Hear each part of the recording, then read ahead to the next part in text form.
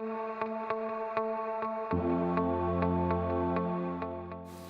death penalty is what happens when a person commits a capital sin, such as a mass bombing, or has murdered many people and is sentenced to death.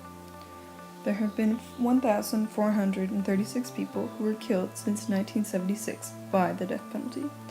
Although it's not many people, but it's still a lot, they're still God's children and affect the foundational principles for morality. People are created in God's image and likeness, but with the gift of free will, we're given the choice to kill others through murder and the death penalty. Having intellect, free will, and a soul helps us not stray from God. Those who are physically killing those on death row, such as those who give the serum or whatever, are forced to because they must obey their boss and it's their job, even if they believe it's morally wrong. Surviving loss and heartache makes us a stronger person, but makes us seek justice for those who have harmed us, which is why some people are for the death penalty. Original sin, our moral judgment is clouded, so we make rash decisions by killing others in hopes to help those who are in mourning or who we have lost.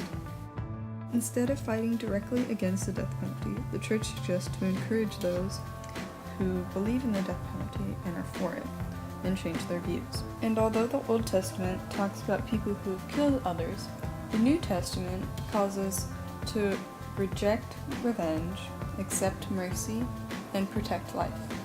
The death penalty is against God's law and breaks the sixth commandment of thou shalt not kill. When someone is killed by the death penalty, it doesn't just affect them, but it affects everyone around them, especially those who have sentenced that certain person to death, because they are breaking God's commandment and indirectly killing them.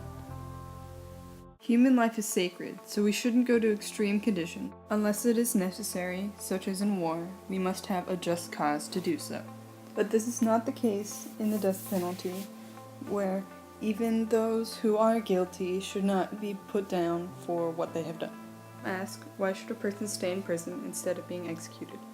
Well, if they have more time in prison, then they're able to think about what they have done and regret it, rather than instead think about it and still believe it as a moral thing and die.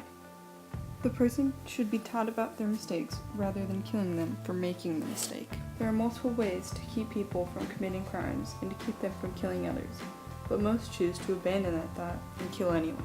Human dignity. It's a right that every human has, and it can, but should not be, taken away.